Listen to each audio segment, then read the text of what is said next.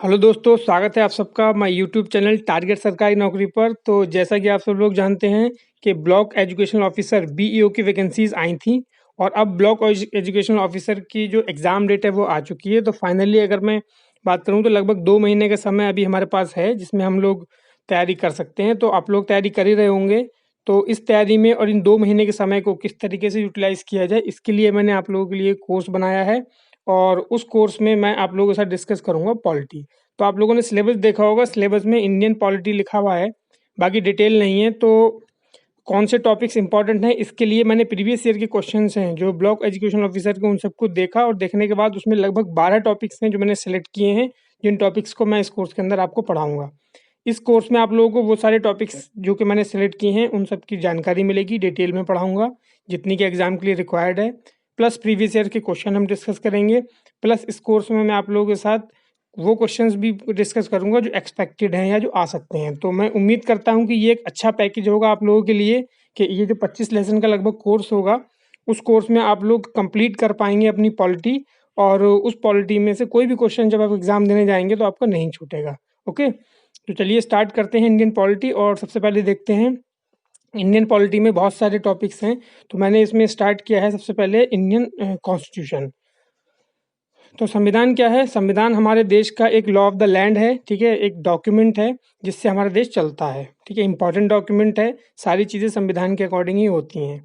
अब ये संविधान जिस फॉर्म में आज है वैसा पहले नहीं था। तो क्या इसकी हिस्ट्री थी, क्या इसकी ऐतिहासिक पृष्ठभूमि है, वो इस लेसन में मैं आप लोगों के साथ डिस्कस करूंगा। तो इस लेसन के 2 पार्ट होंगे हिस्टोरिकल बैकग्राउंड के, जिसमें मैं जो पूरा ऐतिहासिक पृष्ठभूमि है उसको 2 हिस्सों में बांटा है। एक ये वाला लेसन है, एक अगला लेसन। 2 लेसन में कंप्लीट हो जाएगा। और आप देखिएगा कि इसके करने के बाद फिर आप जब क्वेश्चन प्रैक्टिस करेंगे तो आपके कितने क्वेश्चन बन पा रहे हैं। चलिए स्टार्ट करते हैं आज का लेसन। और सबसे पहले ऐतिहासिक पृष्ठभूमि देखते हैं। अच्छा, कुछ लोग हिंदी में पढ़ाई कर रहे होंगे, कुछ लोग इंग्लिश में पढ़ाई कर रहे होंगे। तो आप लोगों को बोदर होने की ज़रूरत नहीं है। ये देखिए, ये इंग्लिश की एक स्लाइड है, सेम स्लाइड मैंने जो है हिंदी में भी तैयार किया आप लोगों के लिए, ठीक है। तो मेनली आप लोग फोकस कीजिए समझने पर। जब मैं स्लाइड पे आप लोगों को चीज़ें समझा रहा हूँ तो आप उसको समझ लीजिए। पूरा लेसन हिंदी में ही होगा, मैं बोलूँगा हिंदी में ही, लिखा हुआ इंग्लिश में भी है और हिंदी में भी है, ठीक है। एक ही स्लाइड में करते हैं तो उसमें फिर मिक्सअप हो जाता है, वो फिर दिक्कत होती है समझने में। तो सारी स्लाइड्स में यही है, हिंदी इंग्लिश। बिल्कुल आप स्क्रीनशॉट ले लीजिएगा हिंदी और इंग्लिश के लिए। मैं थोड़ा-सा समय के लिए 1-2 सेकंड के लिए उसको रोक दूँगा, हिंदी की स्लाइड को। उसको आप पढ़ लीजिए, बात आपको बिल्कुल क्लियर हो जाएगी। और या फिर टेलीग्राम चैनल पे आपको नोट्स भी मिल जाएँगे, तो उसके बारे में बोदर होने की कोई ज़रूरत नहीं है, ठीक है? तो चलिए स्टार्ट करते हैं लेसन और सबसे पहले देखते हैं कि जो हमारा संविधान है उसकी ऐतिहासिक पृष्ठभूमि क्या है। तो 1600 में, इन 1600 में जो ब्रिटिशर्स थे वो भारत आए थे in the form of east India company. तो ईस्ट इंडिया कंपनी के रूप में जो अंग्रेज़ थे वो भारत में आए थे 1600 में, ठीक है। तो ईस्ट इंडिया कंपनी में दरअसल वहाँ पर जो इंग्लैंड की एक कंपनी थी और इसने एक चार्टर वहाँ की जो महारानी थी क्वीन एलिजाबेथ, उससे साइन कराया था। और इस चार्टर में इसने एक्सक्लूसिव ट्रेडिंग राइट्स जो थे वो अपने लिए ले लिए थे। मतलब ये समझ लीजिए कि ईस्ट इंडिया कंपनी इकलौती ऐसी कंपनी थी जिसको परमिशन दी थी ब्रिटेन की गवर्नमेंट ने कि आप भारत में जाइए और वहाँ से व्यापार कीजिए। उस समय पे 1600 के आसपास भारत में बहुत सारी चीज़ों का व्यापार होता था, मसालों वगैरह का। तो ये बहुत ही प्रॉफिटेबल था। तो ईस्ट इंडिया कंपनी ये चार्टर ग्रांट कराने में सक्सेसफुल रही। तो यहाँ से आप एक कॉमन सेंस से आइडिया लगाइए कि ऐसा इसलिए हो पाया होगा कि जो वहाँ की रूलिंग थी या जो वहाँ की पार्लियामेंट थी, उसमें जो ईस्ट इंडियन कंपनी थी उसकी बहुत तगड़ी लॉबिंग रही होगी। ओके, तभी वो ऐसा कराने में सक्सेसफुल रही। चलिए कोई नहीं, आगे देखते हैं। तो अच्छा, इसमें 2 एंगल हैं। ये जो टॉपिक मैं पढ़ाऊंगा हिस्टोरिकल बैकग्राउंड, तो ये मॉडर्न हिस्ट्री में भी आपको मिलेगा, पॉलिटी में भी मिलेगा। तो वहाँ जो क्वेश्चंस बनेगा वो हिस्टोरिकल पर्सपेक्टिव से बनेगा, ऐतिहासिक एंगल से होगा। और यहाँ पर जो क्वेश्चंस होंगे वो उसका पॉलिटी एंगल में डिस्कस करूंगा। तो हो सकता है आप लोगों को कुछ चीज़ें नहीं पता हों, आप लोगों को नहीं लगे कि मैंने ये मॉडर्न हिस्ट्री में छोड़ दिया। बिल्कुल बोधर होने की जरूरत नहीं है। पॉलिटी वाले सेक्शन में जो क्वेश्चंस पूछे जाएंगे वो पॉलिटी एंगल से होंगे और वो मैं यहाँ पे कवर कर लूंगा, ठीक है। उस चीज़ को लेकर आप बिल्कुल बोधर मत होइएगा। तो क्रोनोलॉजी देखते हैं सबसे पहले क्या हुआ, क्योंकि ये इवेंट्स हैं, नोट्स में मैंने यहाँ पे मेंशन किए हैं। तो 1600 में जो था वो ईस्ट इंडिया कंपनी भारत आई, उसके बाद उसने व्यापार स्टार्ट किया। फिर 1765 में दूसरा इवेंट हुआ, इसमें उसने दीवानी ऑब्टेन की, ठीक है। बिहार, बंगाल और उड़ीसा 3 राज्यों की दीवानी उसने ऑब्टेन की। तो दीवानी क्या होती है? दीवानी होती है rights over revenue and civil justice. तो हिंदी में आप देख लीजिए, राजस्व और नागरिक न्याय पर इसने अधिकार किया। तो एक मुगल एम्परर थे शाह आलम, तो उनके और अंग्रेज़ों के बीच में एक लड़ाई हुई थी, बैटल ऑफ बक्सर, आप लोगों ने पढ़ा होगा हिस्ट्री में 1764 में। उसमें जो ब्रिटिशर्स थे वो जीत गए थे और उसके बाद उन्होंने शाह आलम को जो दीवानी थी यानी राइट्स ओवर रेवेन्यू, जो रेवेन्यू आता था और जो सामाजिक न्याय था, इन दोनों के ऊपर अधिकार उनको मिला। इससे पहले क्या था, इससे पहले अंग्रेज़ जो थे, ईस्ट इंडिया कंपनी थी, वो एक व्यापारी कंपनी थी। वो यहाँ पर आती थी, सामान खरीदती थी और अब सामान ले आके इंग्लैंड में बेच देती थी और मुनाफ़ा कमाती थी। लेकिन राइट ओवर रेवेन्यू मिलने का मतलब ये हुआ कि अब जो बंगाल, बिहार और उड़ीसा यहाँ से रेवेन्यू जनरेट होगा, उस पर कंपनी का अधिकार हो गया। और दूसरा जो सामाजिक न्याय था, वो भी कंपनी जो थी, उसने अपने हाथों में ले लिया। ठीक है? उसके बाद अगला इवेंट हुआ 1857 में, जब सिपाही म्यूटिनी हुआ। सिपाही म्यूटिनी में जो कंपनी थी उसको ब्रिटिश गवर्नमेंट ने पूरी तरीके से एबोलिश कर दिया और यहाँ पर जो टेरिटरी ईस्ट इंडियन कंपनी ने एक्वायर की थी, जो अपने कब्जे में की थी, उन सारी टेरिटरी को जो ब्रिटिशर्स थे, जो ईस्ट ब्रिटिश गवर्नमेंट थी, उसने अपने हाथों में ले लिया। यानी कंपनी से कहा कि अब आप रहने दीजिए, हम रूल करेंगे। ठीक है, इसको हम डिटेल में डिस्कस करेंगे। ये तो मैं एक छोटा सा एक क्रोनोलॉजी मैंने आपको दी है, इवेंट्स 3-4 दिए हैं, इसकी सारी चीज़ें अलग अलग एक्ट्स में हम डिस्कस करेंगे आगे। तो जब 15 अगस्त अच्छा ये हो गया, 15 अगस्त 1947 को जो था हमारा देश आज़ाद हुआ। तो आज़ाद होने के समय जो हमारा संविधान बनने की फिर बात हुई, तो ये जो संविधान बना इसका आइडिया जो था वो सबसे पहले एम.एन. रॉय ने दिया था। एम.एन. रॉय एक कम्युनिस्ट मूवमेंट के बहुत ही पायनियर व्यक्ति थे, एक लीडर थे। उन्होंने कहा था कि एक संविधान सभा होनी चाहिए जो हमारे देश के लिए कानून बनाए। ओके, तो आज का जो संविधान है हम देखते हैं, तो इसमें आगे जैसे-जैसे चीज़ें इम्प्रूव होती हैं, वैसे-वैसे लोगों ने इसमें कंट्रीब्यूट किया, तो उसको हम धीरे-धीरे देखेंगे। नेक्स्ट चीज़ ये कि ये जो पूरा रूल था, ब्रिटिश रूल था, इसको 2 हिस्सों में बाँटते हैं, कंपनी रूल और क्राउन रूल। तो 1857 की जो बात थी, 1857 से 15 अगस्त 1947 तक, ये वाला रूल जो है वो क्राउन रूल कहलाता है और इससे पिछला रूल जो है वो कंपनी रूल कहलाता है। ठीक है, तो इस वीडियो में आपको लोगों के साथ कंपनी रूल डिस्कस करूंगा, क्राउन रूल के लिए नेक्स्ट वीडियो है। तो डिस्कस करते हैं पहला एक्ट, तो जो पास हुआ था इसमें। तो पहला एक्ट जो था वो रेगुलेटिंग एक्ट ऑफ 1773 था, यानी कंपनी रूल की हम बात कर रहे हैं। इसमें पहला एक्ट जो पास हुआ था वो रेगुलेटिंग एक्ट ऑफ 1773 था, यानी 1773 का विनिमय अधिनियम। ठीक है, तो इस एक्ट में क्या हुआ था, दरअसल ये एक्ट जो था वो बहुत इंपॉर्टेंट है, क्योंकि हमारा जो कॉन्स्टिट्यूशनल डेवलपमेंट है, आज का जो संविधान है, इसमें ऐसा नहीं है कि जब 15 अगस्त 1947 को अंग्रेज यहाँ से चले गए तो जो हमने संविधान बनाया, 2 साल का, लगभग 3 साल का समय हमें उसमें लगा था, वो हमने सारे कानून नए बना लिए। जो सिस्टम चला आ रहा था पहले से, उन्हीं सिस्टम में कुछ चीज़ें हमने ऐड की, कुछ चीज़ें रिमूव की और फिर फाइनली हमने अपना एक कॉन्स्टिट्यूशन तैयार किया। ठीक है, तो जो रेगुलेटिंग एक्ट ऑफ 1773 था, तो वो सबसे इम्पोर्टेंट इसलिए है क्योंकि ये फर्स्ट स्टेप था। जब जो वहाँ की गवर्नमेंट थी ब्रिटिश की, उन्होंने ईस्ट इंडिया कंपनी जो थी उसको रेगुलेट करने की कोशिश की थी। उससे पहले इंग्लैंड में ये माना जाता था कि ये ईस्ट इंडिया कंपनी जो है ये तो एक व्यापारी कंपनी है, ये भारत में आके व्यापार कर रही है।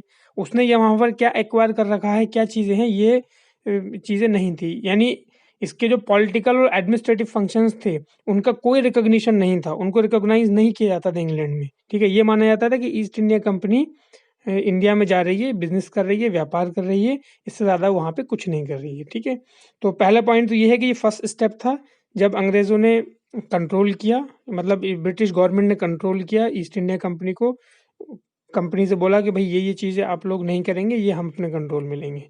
दूसरा, कंपनी को पहली बार रिकॉग्नाइज़ किया गया उसके एडमिनिस्ट्रेटिव और पॉलिटिकल फंक्शंस के लिए। ठीक है, मतलब कि वहाँ पे एडमिनिस्टर भी कर रही है उस एरिया को और वहाँ पर वो रूल भी कर रही है, ये माना गया। तीसरा ये कि भारत में जो सेंट्रल एडमिनिस्ट्रेशन आज हम देखते हैं, ये इसके लिए पहला स्टेप था। जो आज हम देखते हैं प्राइम मिनिस्टर टाइप की चीज़ें और पूरे देश में एक रूल है, सेंट्रल गवर्नमेंट है, तो इसकी जो फाउंडेशन थी, इसमें पहला स्टेप था ये। ओके, तो 3 महत्वपूर्ण बातें हो गई कि ये पहला स्टेप था जब ब्रिटिश गवर्नमेंट ने रेगुलेट करना शुरू किया ईस्ट इंडिया कंपनी को। दूसरा, पहली बार रिकॉग्नाइज़ किया कि इसके एडमिनिस्ट्रेटिव और पॉलिटिकल फंक्शंस भी हैं। तीसरा, सेंट्रल एडमिनिस्ट्रेशन की जो शुरुआत थी, वो इस एक्ट से हुई। अब सेंट्रल एडमिनिस्ट्रेशन की शुरुआत कैसे हुई? इस सेंट्रल एडमिनिस्ट्रेशन की शुरुआत ऐसे हुई कि उस टाइम पे कि जो बंगाल के गवर्नर होते थे, इस एक्ट की क्या प्रोविजंस थे? उसने ये किया कि बंगाल के गवर्नर को गवर्नर जनरल ऑफ बंगाल बना दिया। मतलब ये कि 3 प्रेसिडेंसीज़ थी उस समय वहाँ पर। एक तो थी मद्रास, कलकत्ता, ये वही बंगाल, मद्रास, बंगाल और बॉम्बे, ठीक है?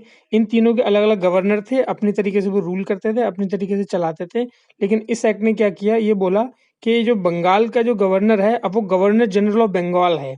यानी जो मद्रास और बॉम्बे की जो प्रेसिडेंसीज़ हैं, वो अब गवर्नर जनरल के अंडर काम करेंगी, ठीक है? अब इनके गवर्नर्स जो हैं, वो फ्री नहीं है, ठीक है? तो ये बात इन्होंने कही। तो इन्होंने जो गवर्नर जनरल थे बंगाल के, गवर्नर थे, उनको गवर्नर जनरल बना लिया और उनकी हेल्प के लिए एक एग्जीक्यूटिव काउंसिल बनाई। इस एग्जीक्यूटिव काउंसिल के 4 मेंबर थे और वो चारों मेंबर जो थे वो हेल्प करते थे गवर्नर जनरल को, ठीक है? पहले गवर्नर जनरल जो बनाए गए वो थे लॉर्ड वारेन हेस्टिंग्स। नाम याद रखिएगा, लॉर्ड वारेन हेस्टिंग्स जो थे उनको पहला गवर्नर जनरल बनाया गया। हिंदी में आप लोग देख लीजिएगा, लॉर्ड वारेन हेस्टिंग्स को हम इस तरीके से लिखेंगे, ये जो पहले गवर्नर जनरल बनाए गए थे, ठीक है? कार्यकारी परिषद, एग्जीक्यूटिव काउंसिल। अब जैसे मैंने आप लोगों को भी बताया था कि मद्रास और बॉम्बे की जो प्रेसिडेंसीज थी उनको सबॉर्डिनेट कर दिया गया गवर्नर जनरल के।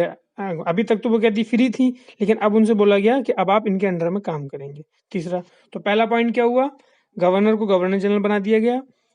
इन दोनों जो मद्रास और बॉम्बे की प्रेसिडेंसीज थी उनको सबॉर्डिनेट कर दिया गया। दूसरा, एक सुप्रीम कोर्ट जो आप देखते हैं, सुप्रीम कोर्ट, इसकी स्थापना भी इसी एक्ट से हुई थी। तो महत्वपूर्ण चीज है ये। कलकत्ता में जो सुप्रीम कोर्ट बना था वो इसी एक्ट के थ्रू प्रावधान आया था कि सुप्रीम कोर्ट बनाया जाए और उसमें एक चीफ जस्टिस, सीजे का मतलब है चीफ जस्टिस, और 3 अदर जजेस थे। तो एक चीफ जस्टिस और 3 अदर जजों को, 4 जजों को मिला के एक सुप्रीम कोर्ट बनाया गया था कलकत्ता में।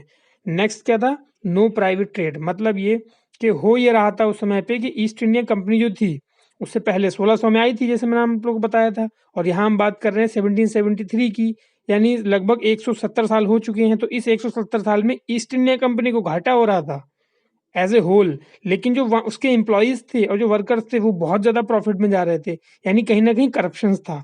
तो वो जो एम्प्लॉयज थे उनके जो भी प्राइवेट ट्रेड थे वो जो करते थे, जो रिश्वत लेते थे या जो गिफ्ट लेते थे यहाँ के नेटिव लोगों से, तो वो कहा गया इस एक्ट में कि भाई ये सब बंद होना चाहिए। कोई भी कंपनी का एम्प्लॉय जो है अपना कोई भी पर्सनल व्यापार नहीं करेगा।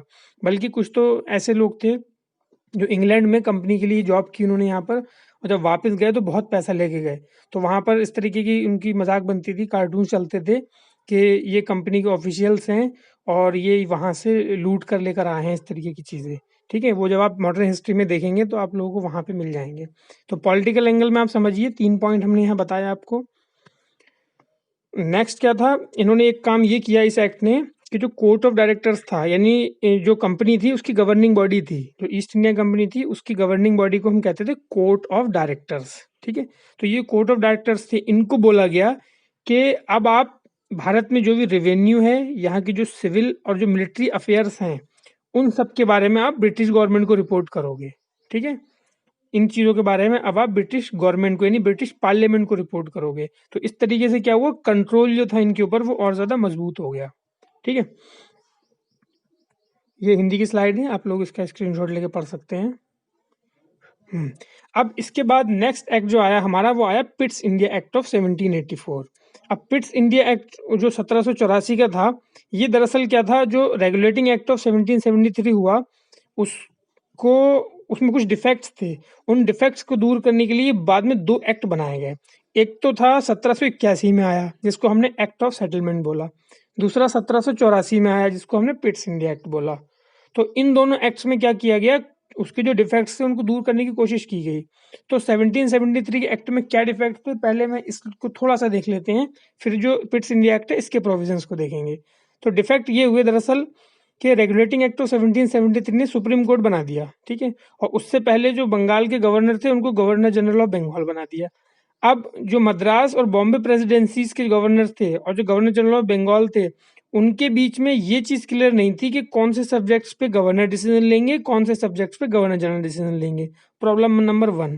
प्रॉब्लम नंबर 2 ये थी कि सुप्रीम कोर्ट और गवर्नर जनरल जो थे इनके बीच, एग्जीक्यूटिव काउंसिल, इनके बीच में लगातार कॉन्फ्लिक्ट हो रहा था। मतलब कौन सुपीरियर है, किसकी पावर ज्यादा है, किसकी कम है, इसको लेके लगातार प्रॉब्लम हो रही थी। Problem number 2।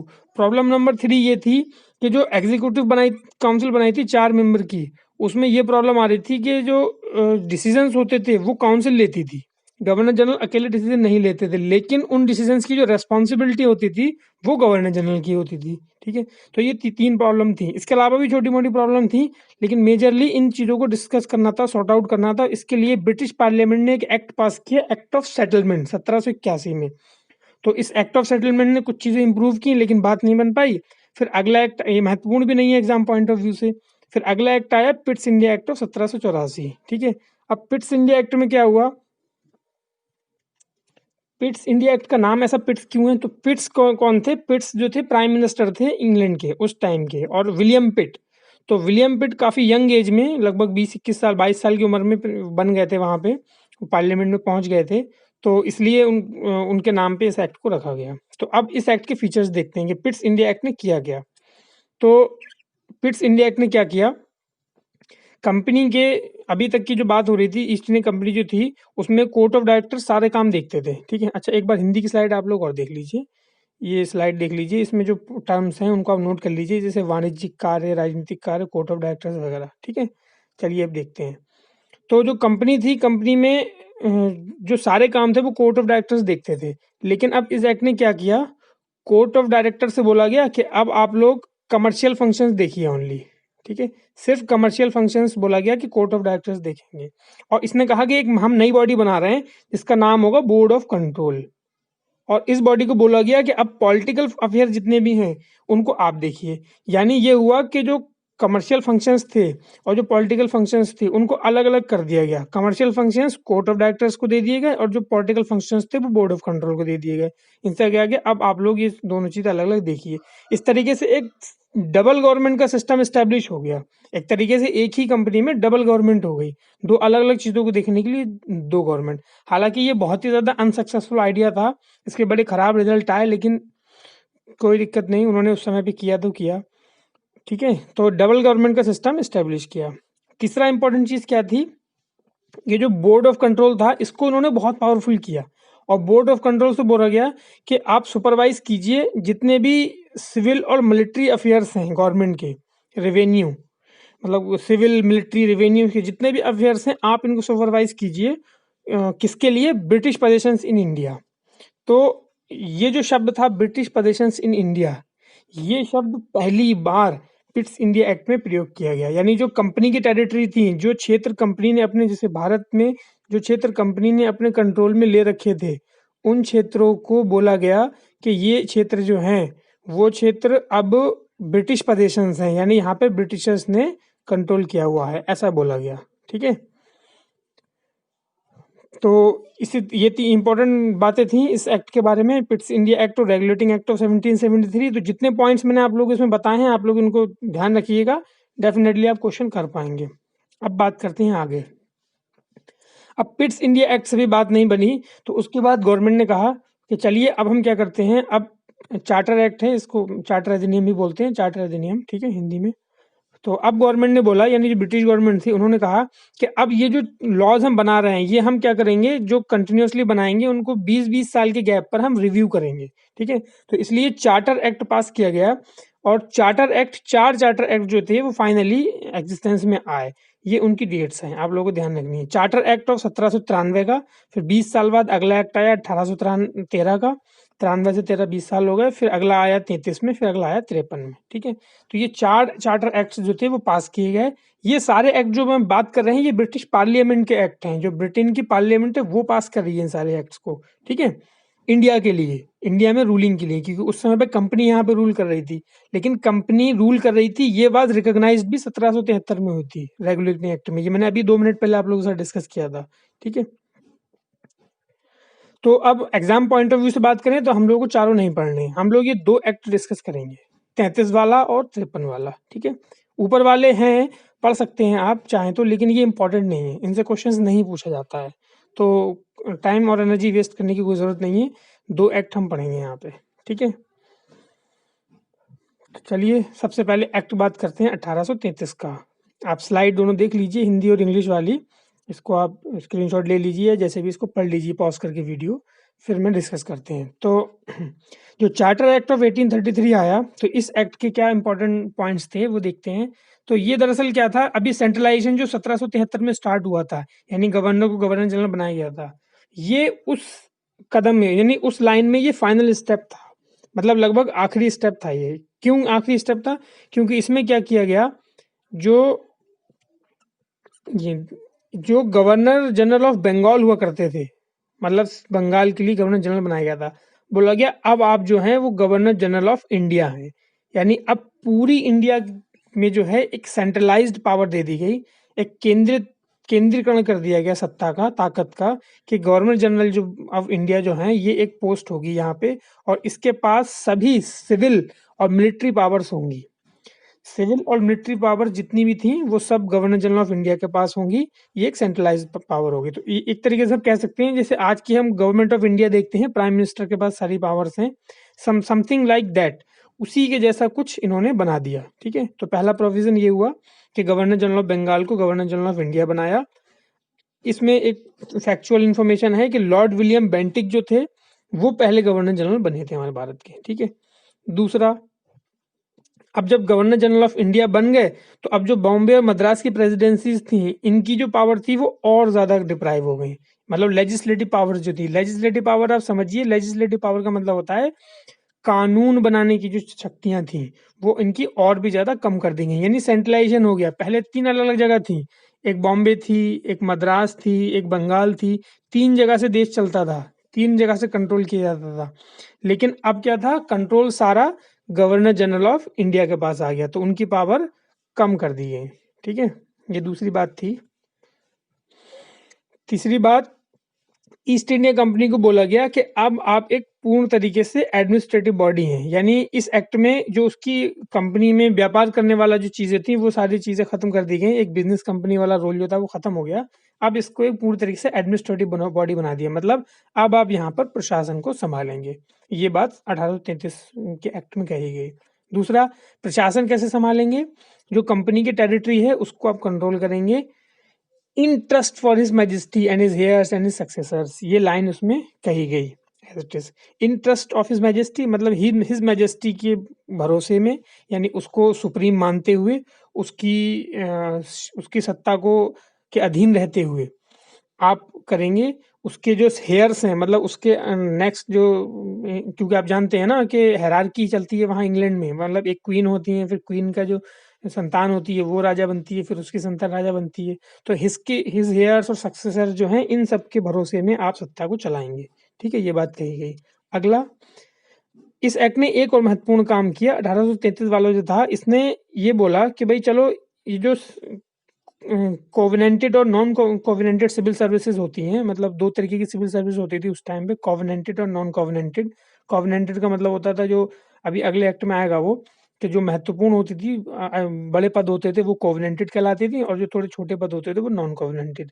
तो इसमें ये कहा गया कि जो इंडियंस हैं उनको भी पार्टिसिपेशन होना चाहिए, और ये एक ओपन कंपटीशन के थ्रू होना चाहिए। एक ओपन कंपटीशन करा, मतलब ये बात पार्लियामेंट बोल रही थी, ब्रिटेन के पार्लियामेंट, कि आप ऐसा कीजिए कि इंडियंस को भी शामिल कीजिए, ये जो सर्विसेज हैं, सेवाएं हैं, इसमें भारतीयों को भी शामिल कीजिए। ये बात वहां के पार्लियामेंट ने बोली, लेकिन ये प्रोविजन सक्सेसफुल नहीं रहा। 1833 में कोर्ट ऑफ डायरेक्टर्स जो थे कंपनी के, उन्होंने इसको पूरी तरीके से अपोज कर दिया। उन्होंने कहा कि ये नहीं होगा, इंडियंस को शामिल नहीं किया जाएगा, वो इस योग्य ये नहीं है कि वो शासन संभाल सके। ठीक है, ये बात बोली गई कोर्ट ऑफ डायरेक्टर्स के द्वारा। ठीक है, तो कोर्ट ऑफ डायरेक्टर्स ने इस विरोध का प्रावधान का विरोध किया। ठीक है, तो ये इंपॉर्टेंट पॉइंट्स थे।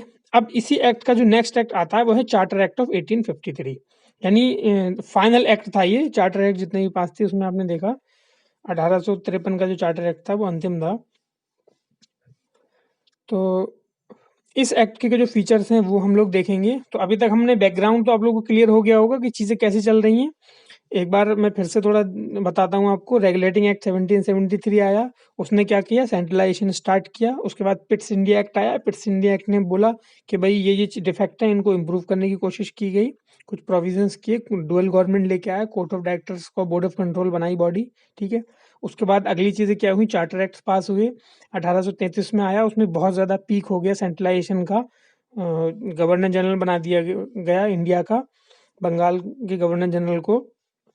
अब हमारा जो था 1853 का एक्ट आया, और इस एक्ट के महत्वपूर्ण पॉइंट क्या थे, उसमें सबसे पहला ये था कि इस एक्ट ने, अब गवर्नर जनरल की बात चलती थी, गवर्नर जनरल इंडिया थे, तो उसमें जितने भी काम होते थे, यानी लेजिस्लेटिव फंक्शंस होते थे, एग्जीक्यूटिव फंक्शंस होते, वो गवर्नमेंट काउंसिल ही देखती थी, ठीक है।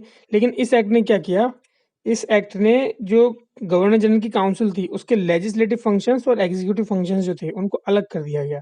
लेजिस्लेटिव फंक्शंस का मतलब है विधायी कार्य, और जो एग्जीक्यूटिव का मतलब है कार्यकारी कार्य, इनको अलग कर दिया गया, ठीक है। तो अलग करने के बाद इसमें जो लेजिस्लेटिव काउंसिल बनी, गवर्नर जनरल की जो लेजिस्लेटिव काउंसिल बनी, उस लेजिस्लेटिव काउंसिल्स में 6 मेंबर को और ऐड किया गया, ठीक है, जिनको बोला गया लेजिस्लेटिव काउंसलर्स। और बाद में यही लेजिस्लेटिव काउंसिल जो थी वो इंडियन या सेंट्रल लेजिस्लेटिव काउंसिल बनी। यानी आज के टाइम पे जो आप देख रहे हैं ना, लेजिस्लेटिव काउंसिल ऑफ इंडिया, यानी जो आपका लोकसभा राज्यसभा जो सदन है, पार्लियामेंट है, ये इसकी जो फॉर्मेशन थी, इसकी जो बेसिक्स चीज़ें थी, वो यहीं से स्टार्ट हो गई थी। लेजिस्लेचर जो था, यानी कानून बनाना, वो अपने आप एक काम माना गया। इसके लिए विशेष मशीनरी, विशेष प्रावधान, इस सब की ज़रूरत को समझा गया, और कहा गया कि भाई ये भी एक महत्वपूर्ण काम है, और इसको एग्जीक्यूटिव से अलग किया जाना चाहिए। तो वर्तमान में क्या है, पार्लियामेंट हमारे पास लेजिस्लेचर है, और जो हमारे पास कैबिनेट होती है वो एग्जीक्यूटिव होती है। डिटेल में बात करेंगे, बहुत मज़ा आएगा इसमें जब डिस्कस करेंगे हम लेजिस्लेचर और एग्जीक्यूटिव की चीज़ों को अगले लेसन्स में। आप लोग बने रहिए कोर्स के साथ। तो अगला प्रोविज़न क्या था इसका, जो लेजिस्लेटिव विंग थी, जो अभी मैंने आपको बताया कि एक 6 मेंबर को जोड़ के एक लेजिस्लेटिव काउंसिल बनाई गई अलग से, ये विधायी परिषद। तो इसमें ये बिल्कुल एक मिनी पार्लियामेंट की तरह काम करती थी, मतलब जैसे पार्लियामेंट का काम होता है ना कानून बनाने का, बिल्कुल वैसे ही काम करती थी। और इसने जो अब काम करने के लिए एक प्रोसीजर होता है, भाई तरीके होते हैं कि ये काम ऐसे होगा, ये सारी चीज़ें ब्रिटिश की अडॉप्ट की थी, यानी ब्रिटेन की जो पार्लियामेंट थी उसकी सारी चीज़ों को फॉलो करती थी, क्योंकि अंग्रेजों की हुकूमत थी। तो ब्रिटेन में जैसे कानून बनाने के प्रोसेस होते थे, जैसे वहाँ तरीके होते थे, वो सारे अडॉप्ट किए गए। तो आप समझ रहे हैं ना कि आगे जब हम संविधान बनाएंगे तो इन सारी चीज़ों का इफेक्ट रहेगा, और ये सारी चीज़ें इंक्लूड की जाएंगी हमारे प्रेजेंट कॉन्स्टिट्यूशन में भी, यहीं से इंक्लूड हुई हैं, ठीक है। तो ये सारे प्रोसीजर्स और तरीके जो थे वो ब्रिटेन के यूज़ होते थे, मतलब कितने मेंबर्स की मेजोरिटी होगी, 2/3 मेंबर की होगी, कैसे बिल पास होंगे, ये सारी चीज़ें ब्रिटिश पार्लियामेंट की यूज़ होती थी। तो लेजिस्लेचर, जैसे मैंने आपको बताया, स्पेशल मशीनरी और स्पेशल काम उसको समझा गया, ठीक है।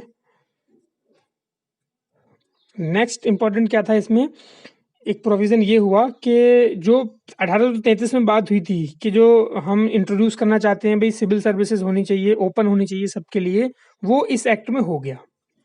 यानी जो ओपन कंपटीशन का जो सिस्टम था, जो सिविल सर्विसेज थी, ओपन कंपटीशन सिस्टम वो लागू कर दिया गया इस एक्ट में, 1853 में हो गया था। और फिर इसी को देखते हुए, मतलब ब्रिटेन की पार्लियामेंट ने ये लॉ पास कर दिया, एक्ट में कर दिया कि भाई अब ओपन कंपटीशन से ही आप जो ऑफिसर्स हैं उनका रिक्रूटमेंट करेंगे, और इसके लिए बनी मैकाले कमेटी, ठीक है, 1854 में।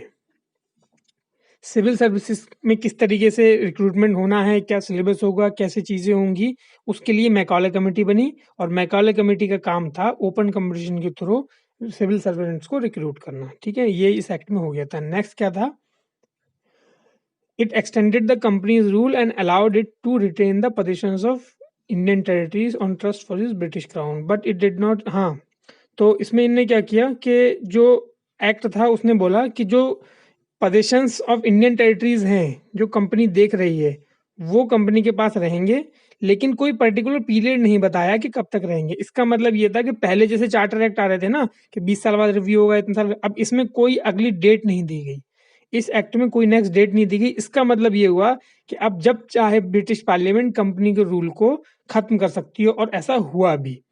कैसे हुआ, 1857 में कंपनी के रूल को खत्म कर दिया गया, कंपनी को पूरी तरीके से एबोलिश कर दिया गया, ठीक है। नेक्स्ट इंपॉर्टेंट फीचर क्या था, इसने, इस एक्ट ने इंट्रोड्यूस किया लोकल रिप्रेजेंटेशन को फर्स्ट टाइम। मतलब लोकल, अभी तक क्या होता था, ब्रिटिशर्स ही थे, वही सारे ऑफिसर्स होते थे, वही सारे काउंसिल में होते थे, सारे पद उन्हीं के पास थे। लेकिन इसमें क्या था, लोकल रिप्रेजेंटेशन जो था वो जो सेंट्रल लेजिस्लेटिव काउंसिल बनी थी उसमें स्टार्ट किया गया, ठीक है। और जो 6 लेजिस्लेटिव मेंबर्स थे, मैंने आपको बताया था जिनको लेजिस्लेटिव काउंसलर्स कहा जाता था, उन 6 लेजिस्लेटिव मेंबर्स में से 4 मेंबर्स जो थे वो गवर्नर जनरल के द्वारा अपॉइंट किए गए लोकल प्रोविंसेस से, मतलब मद्रास, बॉम्बे, बंगाल और आगरा, ये 4 जगह थी जहां से 4 मेंबर्स को गवर्नर जनरल ने नॉमिनेट किया अपनी लेजिस्लेटिव काउंसिल में, ठीक है। तो ये बहुत ही महत्वपूर्ण बात थी और ये बड़ा इंपॉर्टेंट स्टेप था कि जब इंडियन रिप्रेजेंटेशन जो था वो आपकी उसकी गवर्नर जनरल की काउंसिल में पहुंचा, बड़ी बात थी उस समय। अगर आप सोचें तो कि गवर्नर जनरल की काउंसिल थी और गवर्नर जनरल की काउंसिल में कोई भी भारतीय नहीं था, तो पहली बार 4 भारतीय जो थे वो शामिल किए गए, तो ये उस समय के लिए एक बड़ा अचीवमेंट था, ठीक है। तो इस लेसन में इतना ही और आई होप आप लोगों को बात समझ में आई होगी। और अगर आप लोगों को ये लेसन क्लास अच्छी लगी तो प्लीज़ इसको लाइक कीजिए, और लाइक करने के साथ साथ आप लोग इसको चैनल को सब्सक्राइब कर ही चुके होंगे, शेयर भी कर दीजिए अगर आप लोगों के कोई और फ्रेंड्स हैं जो तैयारी कर रहे हैं और आपको लग रहा है कि इससे आपको हेल्प होगी। तो thanks for listening, have a good day.